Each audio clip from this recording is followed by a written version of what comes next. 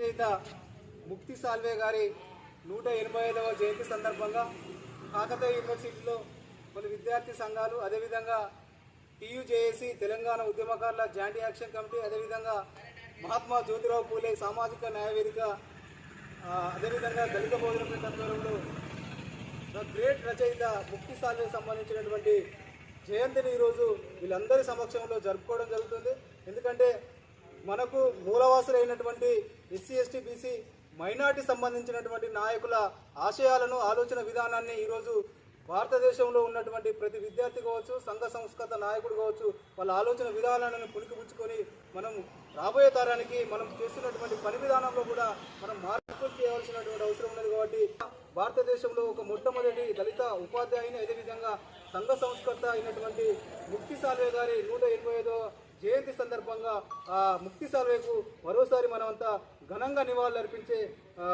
నివాళులర్పిస్తున్నాం. తెలంగాణ ఉద్యమకారుల joint action committee చేపట్టినటువంటి చలో సూర్యాపేట 10వ తారీఖు కార్యక్రమంలో భాగంగా ఇవాళ అన్ని రాష్ట్ర వ్యాప్తంగా ఉన్నటువంటి అన్ని యూనివర్సిటీలలో విద్యార్థుల్ని, ప్రజా సంఘాల నాయకుల్ని తరలించడం భాగంగా ఈరోజు కాకతీయ యూనివర్సిటీలో ఏర్పాటు చేయడం జరిగింది సమావేశం. అయితే ఇక్కడ మనం గుర్తుంచుకోవాల్సింది ఏంటంటే, తెలంగాణ రాష్ట్రము ఏ విధంగా దోపిడీకి గురైందని, ఏ విధంగా అణచివేతకి గురైందని మనం రాష్ట్రం కోసం కొట్లాడినామో,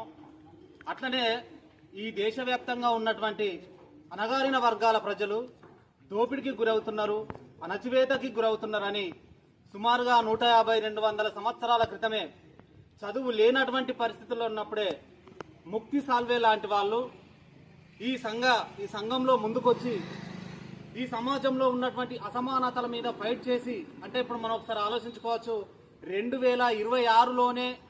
అణగారిన వర్గాల ప్రజల మీద ఈ అణచివేత ఉంటే, ఒక 200 సంవత్సరాల క్రితం మన భారతదేశంలో అణగారిన వర్గాల ప్రజల యొక్క పరిస్థితి ఏ విధంగా ఉండేదో మనం అర్థం చేసుకోవచ్చు. అటువంటి చిమ్మ చీకటిలో మేమున్నామంటూ